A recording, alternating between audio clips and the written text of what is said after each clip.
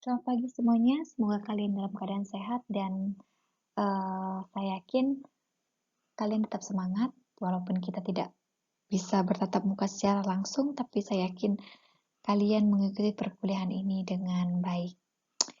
Nah, kalau kemarin kita membahas mengenai materi home industry, mengenal lebih dalam lagi, kali ini pun seperti itu. Kita juga ingin mengenal apa sih manfaat dari home industry itu sendiri, begitu kan?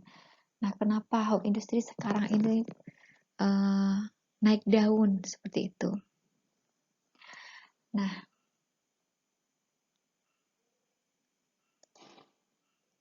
yang ingin kita bahas di sini adalah peran home industry dalam ekonomi rumah tangga dan dampaknya.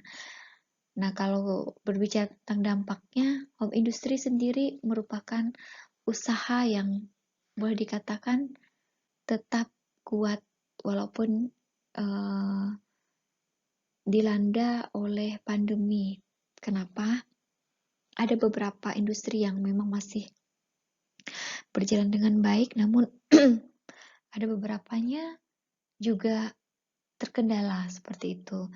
Contohnya seperti kuliner itu juga terkendala. Kemudian industri pariwisata, wisata, pengelola wisata, kemudian penjual asongan itu menjadi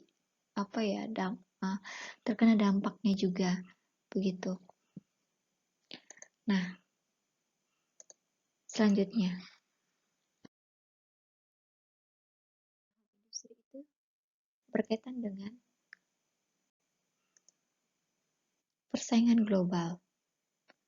Persaingan global itu berkaitan dengan kemampuan satu negara menumbuhkan ekonomi di negaranya. Jadi mau tidak mau atau kita sebagai generasi itu ikut andil dalam hal ini. Wira-usahawan muda yang sudah go internasional, mereka itu juga berawal dari hal yang kecil, yang sederhana, sehingga mereka bisa melihat adanya peluang dan mereka memanfaatkan peluang tersebut untuk dijadikan suatu usaha atau unit usaha baru, yang tentunya ini membawa dampak bagi masyarakat banyak. Nah, contohnya saja, ketika orang membuat satu bumbu masakan, begitu kan. Nah, bumbu masakan yang diproduksi satu daerah kemudian dapat go internasional itu memberi pengaruhnya kepada persaingan dunia. Kemudian yang kedua itu berkaitan dengan lapangan pekerjaan yang terbatas. Nah, lapangan pekerjaan yang terbatas ini karena apa? Karena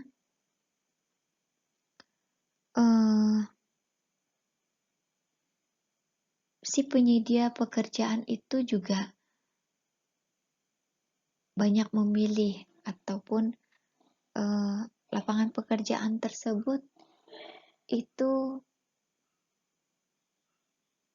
sudah penuh begitu, sehingga muncullah ide untuk membuka usaha sendiri.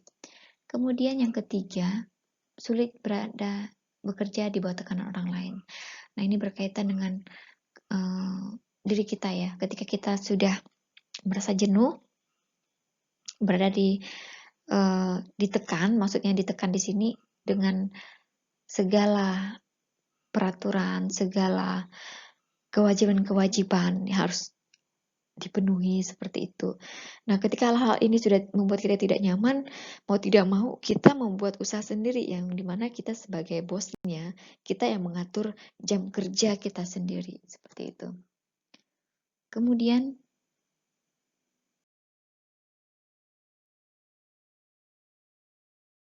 pendukungnya sumber daya alam dan sumber daya manusia. Sumber daya alam berkaitan dengan hutan, sungai, kemudian sawah, itu adalah sumber daya alam yang kita bahas pada mata kuliah ekonomi ramah lingkungan kemarin, kita sudah banyak sekali menyinggung mengenai sumber daya alam. Kemudian sumber daya manusia yang diperoleh dari pendidikan formal maupun non formal. Kemudian itu menjadi salah satu faktor pendukung di mana dapat dapat menciptakan keterampilan, kemampuan dan kreativitas manusia itu sendiri.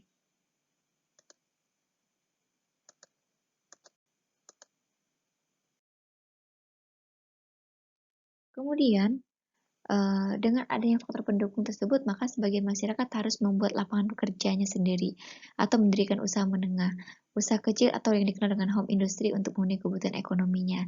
Jadi bukan bergantung pada suatu perusahaan atau suatu instansi seperti itu, tapi lebih ke bagaimana ia bisa menciptakan satu usaha. Kemudian di sini saya ingin mengulang, home industry itu adalah sistem produksi yang menghasilkan nilai tambah yang dilakukan di lokasi rumah perorangan dan bukan di suatu pabrik. Dari skala usaha industri rumahan termasuk usaha mikro. Kemudian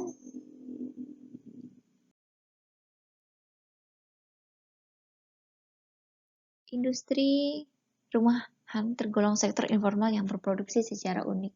Kenapa unik? Karena bersifat kearifan lokal, kemudian sumber daya setempat, kemudian mengedepankan buatan tangan. Nah, kearifan lokal ini berkaitan dengan apa saja sih yang menjadi potensi di suatu wilayah. Kearifan lokal itu biasa terdiri dari kebiasaan-kebiasaan atau tradisi-tradisi yang terjadi di suatu daerah tersebut. Misalnya, memanfaatkan kearifan lokal naik dangu misalnya. Naik dangu itu berkaitan dengan makanan, apalagi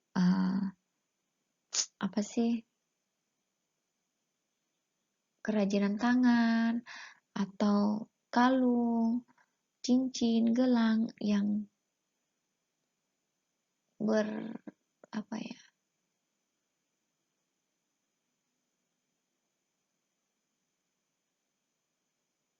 berkaitan dengan sumber daya alam tadi, ini bisa dimanfaatkan.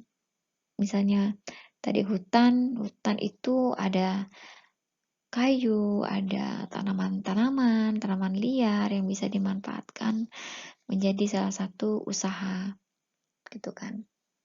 Sumber daya setempat itu apa saja sih yang menjadi faktor pemicunya atau apa yang menjadi potensinya, misalnya dari makanan, kemudian dari objek wisatanya, seperti itu.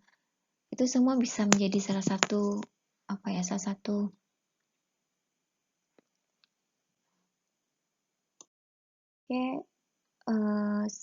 selanjutnya adalah mengedepankan buatan tangan, tidak menggunakan mesin ataupun hal-hal sederhana lah. Jarang sekali memanfaatkan mesin, tapi dengan berjalannya suatu perkembangan kemajuan teknologi saat ini, buatan tangan itu sudah beralih ke mesin seperti itu. Kemudian peran home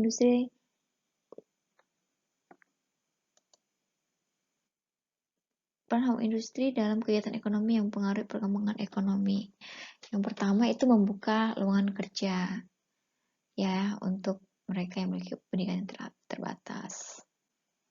Kemudian sumber penghasilan tambahan. Kemudian memiliki kemampuan dan memanfaatkan bahan baku lokal. Kemudian menumbuhkan usaha baru yang tidak serupa. Kemudian bertambahnya jumlah penduduk yang mandiri. Kemudian memiliki potensi yang besar dalam penyerapan tenaga kerja, serta industri kecil relatif tidak memiliki hutang dalam jumlah besar. Kemudian terakhir dapat menumbuhkan usaha di daerah. Ini adalah peran home industry sendiri untuk kegiatan ekonomi. Kemudian home industry diperlukan dukungan dari berbagai pihak yang memberikan pengetahuan bagi pengusaha mikro. Misalnya memberikan Itu berupa pelatihan, pembinaan, kemudian pendampingan, pelatihan, kegiatan pemberdayaan ekonomi masyarakat melalui pelatihan dengan diberikan oleh sumber daya manusia yang ahli di bidangnya seperti itu. Pembinaan ini bagaimana ketika sudah menjalani pelatihan, kemudian pembinaan dilakukan secara berkesinambungan agar ilmu yang diperoleh dapat dipraktekkan secara luas seperti itu. Kemudian pendampingan di sini bertujuan untuk mencetak kemandirian masyarakat yang ada di pedesaan. Sehingga dengan adanya kemandirian, tentunya mereka sudah tidak lagi bergantung kepada pemerintah, kepada siapapun, tapi lebih mengedepankan usaha mandiri yang ia jalankan, seperti itu. Kemudian aspek-aspek penting dalam hal industri itu permodalan, kemudian sumber daya manusianya, kemudian produksi yang meliputi bahan baku dan pendapatan bahan baku. Yang terakhir ada pemasaran meliputi pengembangan produk, distribusi, dan pelayanan.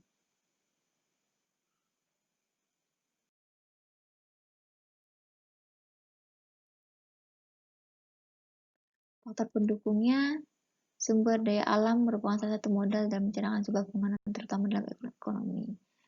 Ini adalah faktor pendukung, sumber daya alam itu memang menjadi salah satu faktor pendukung. Kemudian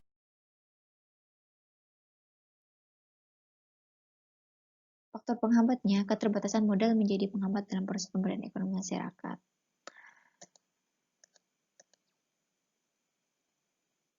Oke, sampai di sini.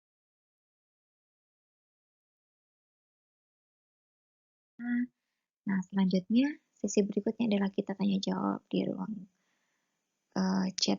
Oke, sampai bertemu minggu depan dan selamat pagi, salam sehat selalu semangat, tetap jaga jarak dan gunakan masker. Terima kasih.